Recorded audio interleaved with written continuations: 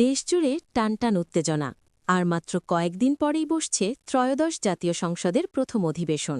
কিন্তু তার আগেই নজিরবিহীন এক প্রস্তুতিতে ব্যস্ত বর্তমান সরকার।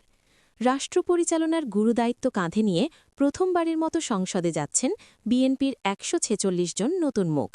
তাদের সংসদীয় রীতিনীতিতে দক্ষ করে তুলতে খোদ প্রধানমন্ত্রী তারেক রহমান নেমেছেন ময়দানে।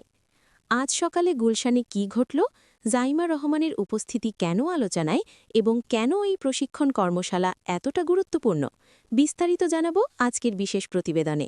১২ মার্চ থেকে শুরু হতে যাচ্ছে ত্রয়োদশ জাতীয় সংসদের ঐতিহাসিক প্রথম অধিবেশন। এর ঠিক আগ মুহূর্তে শুক্রবার সকালে রাজধানীর গুলশানে বিএনপির চেয়ারপারসনের কার্যালয়ে শুরু হয়েছে ২ দিনব্যাপী এক বিশেষ নিবিড় প্রশিক্ষণ কর্মশালা। এই কর্মসূচির উদ্বোধন করেন দলের চেয়ারম্যান ও বর্তমান সরকারের প্রধানমন্ত্রী তারেক রহমান। রাজনৈতিক বিশ্লেষকরা বলছেন, এবারের নির্বাচনে বিএনপি এককভাবে ২০৯টি আসনে জয়লাভ করে নিরঙ্কুশ সংখ্যাগরিষ্ঠতা অর্জন করেছে। তবে লক্ষণীয় বিষয় হল, বিজয়ীদের মধ্যে ১৪৬ জনই একদম নতুন মুখ, সংসদীয় বিধিবিধান ও রাষ্ট্র পরিচালনার জটিল কৌশল সম্পর্কে যাদের পূর্ব অভিজ্ঞতা নেই বললেই চলে। মূলত এই বিশাল সংখ্যক নতুন জনপ্রতিনিধিকে সংসদে কার্যকর ভূমিকা রাখার উপযোগী করে তুলতেই প্রধানমন্ত্রীর এই ব্যক্তিগত উদ্যোগ। এই কর্মশালাটি কেবল একটি আনুষ্ঠানিকতা নয়, বরং এটি একটি উচ্চতর শিক্ষা কার্যক্রমের মতো। এখানে প্রশিক্ষক হিসেবে উপস্থিত রয়েছেন দেশের প্রথিতযশা পার্লামেন্টারিয়ান, অভিজ্ঞ সাবেক আমলা এবং নামকরা একাডেমিশিয়ানরা। প্রশিক্ষণে বিশেষ গুরুত্ব দেওয়া হচ্ছে বেশ কিছু টেকনিক্যাল বিষয়ের ওপর, যেমন সংসদে কিভাবে গুরুত্বপূর্ণ পয়েন্ট অফ অর্ডার উত্থাপন করতে হয়, জটিল বিল পর্যালোচনায় কিভাবে গঠনমূলক ভূমিকা রাখা যায়, বাজেট বিশ্লেষণের সূক্ষ্ম কৌশল এবং সংসদীয় স্থায়ী কমিটির কার্যাবলী। সবচেয়ে গুরুত্বপূর্ণ হল নিজ নিজ এলাকার জনদুর্ভোগ ও সমস্যাগুলো কিভাবে জোরালোভাবে সংসদে উপস্থাপন করা যায়। উদ্বোধনী বক্তব্যে প্রধানমন্ত্রী তারেক রহমান নবনির্বাচিত এমপিদের স্পষ্ট বার্তা দিয়েছেন।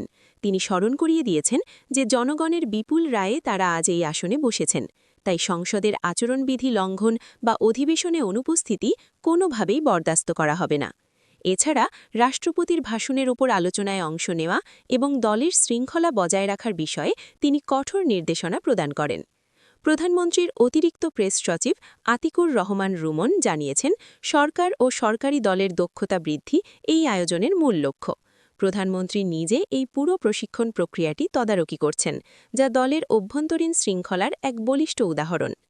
এদিনের কর্মশালায় অন্যতম আকর্ষণের কেন্দ্রবিন্দু ছিলেন জাইমা রহমান। তার উপস্থিতি রাজনৈতিক মহলে নতুন করে আলোচনার জন্ম দিয়েছে। উদ্বোধনী পর্বে প্রধানমন্ত্রীর পাশাপাশি বিএনপি মহাসচিব মির্জা ফখরুল ইসলাম আলমগীর সহ স্থায়ী কমিটির সিনিয়র সদস্যরা উপস্থিত ছিলেন। সিনিয়র নেতাদের মতে, এই প্রশিক্ষণের মাধ্যমে বিএনপি প্রমাণ করতে চায় যে তারা কেবল জয়ী দল নয়, বরং রাষ্ট্র পরিচালনায় একটি আধুনিক এবং দক্ষ রাজনৈতিক শক্তি হিসেবে প্রস্তুত। ১২ মার্চের অধিবেশনের আগেই এই ১৪৬ জন নতুন এমপি নিজেদের কতটা ঝালিয়ে নিতে পারেন সেটাই এখন দেখার বিষয়। তবে প্রধানমন্ত্রীর এই বিশেষ উদ্যোগ নিঃসন্দেহে দেশের সংসদীয় রাজনীতিতে এক নতুন সংস্কৃতির সূচনা করল। এই খবর সম্পর্কে আপনার মূল্যবান মতামত কমেন্ট করে জানান। পরবর্তী আপডেট পেতে বাংলা ফোকাস নিউজের সাথেই থাকুন। ধন্যবাদ।